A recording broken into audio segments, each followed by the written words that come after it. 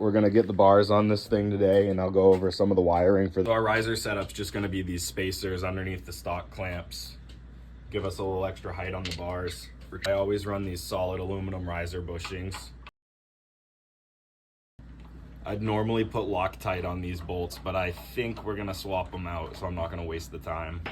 I know you're saying, oh, these are 1-inch clamps and these are 7/8 bars. That's not gonna work. You'd be right. We're gonna throw these shims in there to take up the extra space. All right, if you don't believe that these aren't gonna move.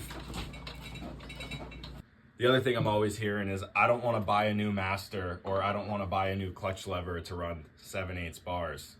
Those same shims, throw them in over here, take up the extra space in your master, and you can run the stock master with 7/8 bars. Another option you have, this is a piece of a throttle tube. I just cut a slit out of it, cut it down to about the same width as the clamp for my clutch lever.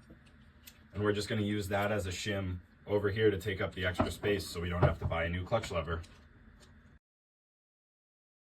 I also got this cheap dirt bike throttle. That's already 7/8, so we're just gonna throw that on there. This little push button here is gonna be the starter button.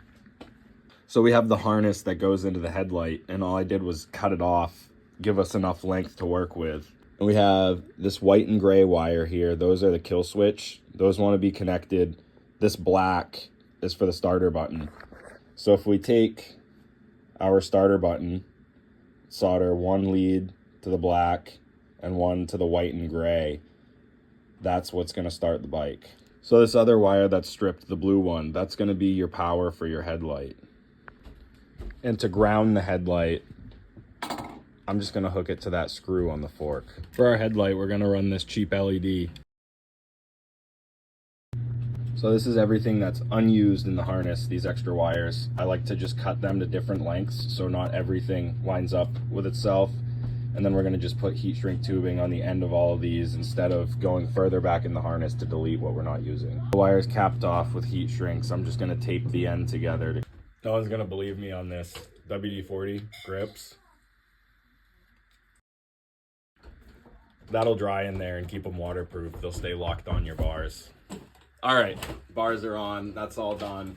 Everything works how it should. If you were just looking to build a cheap shreddable bike, you could stop here. Now, obviously we put a lot of cheap parts on this bike. Don't put cheap parts on your expensive bike. Don't do it. It's a $1,400 Sportster. I'm not saying these parts are better than brand name. I'm just saying it's an option.